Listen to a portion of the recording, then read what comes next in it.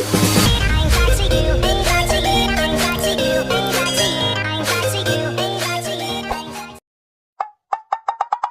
भाग्यवान, मेरे जूते कहाँ रखे हैं? मुझे बाहर जाने में देर हो रही है। तभी मालती कमरे में आती है।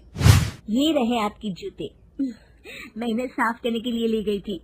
अरे वाह, तुम कितनी समझदार हो, मेरे बिना कुछ कहे ही सारे काम कर देती हो। तभी मालती झिझकते हुए रमेश से कहती है, सुनिए जी, आपसे एक बात कहूँ, बुरा तो नहीं मानेंगे ना? अरे नहीं नहीं, बेफिक्र होकर कहो। शादी से पहले मैं अपने मायके में नौकरी करती थी। मैं चाहती हूँ कि अब मैं फिर से नौकरी करना शुरू कर दूँ। वैसे भी सारा दिन घर में बोर हो जाती हूँ। देखो मालती, तुम्हारे नौकरी करने से मुझे कोई ऐतराज नहीं है, लेकिन तुम्हें एक बात बता दूं, हमारे खानदान में आज तक कभी किसी औरत ने नौकरी नहीं की। फिर भी एक बार तुम माँ से पूछ कर देखो, अगर वो तुम्हें नौकरी करने की इजाजत दे देती है तो अच्छी बात है। रमेश वहाँ से चला जाता है।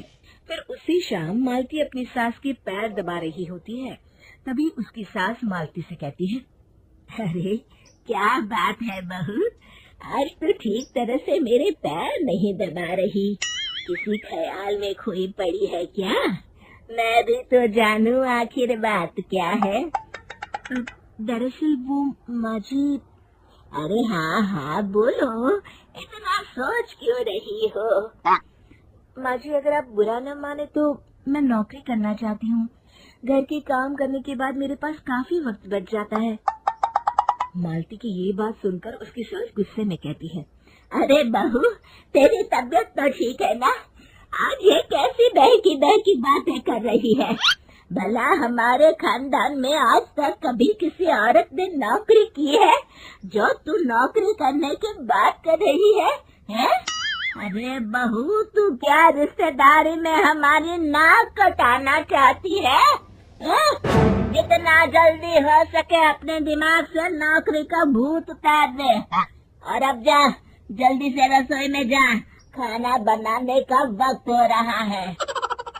मालती मन मार कर खाना पकाने के लिए रसोई घर में चली जाती है। अगले दिन, नमस्ते माँ जी, कैसी हैं आप? अरे आओ आओ दिवाकर बेटा, बैठो, मैं तुम्हारे लिए चाय मंगाती हूँ। बहू, जरा एक कप चाय तो लेती आना। फिर दिवाकर एक फाइल खोलकर मालती की सास के सामने रख देता है। ये देखिए माँ जी, ये है पिछले महीने का हिसाब, और ये रहे मुनाफे के रुपए। एक बार हिसाब देख लीजिए और इन कागजों पर अपने दस्तखत कर दीजिए। अरे दिवाकर बेटा, मैंने भला आज तक कभी तेरा हिसाब देखा है जो अब देखूंगी? ला बता, कहाँ दस्तखत करूं?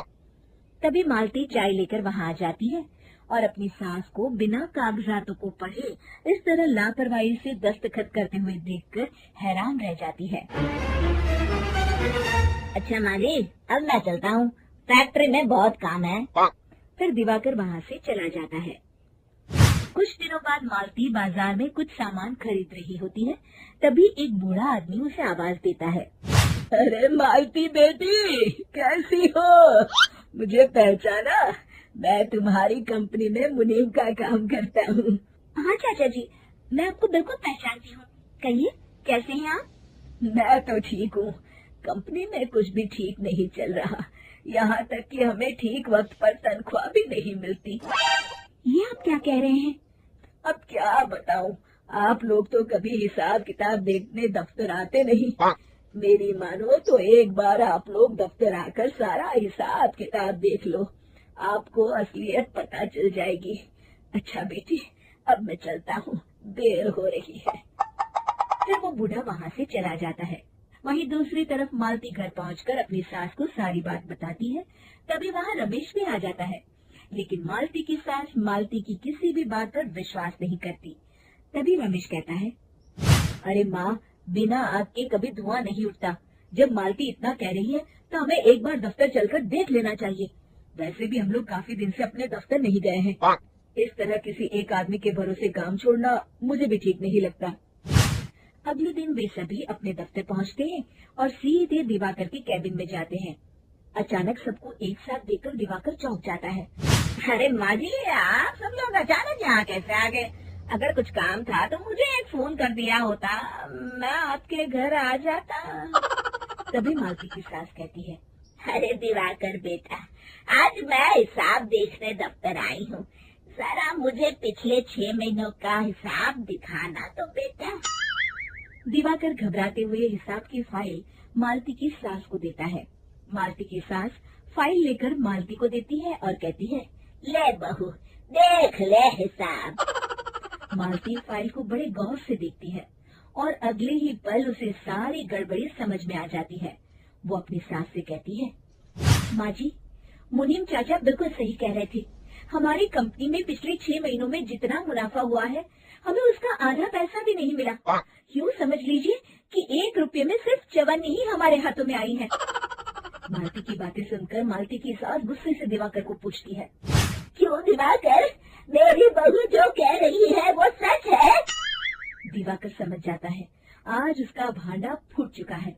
वो गिड़गिड़ाते हुए कहता है, मुझे माफ कर दीजिए माँ जी, मैं पैसों के लालच में अंधा हो गया था।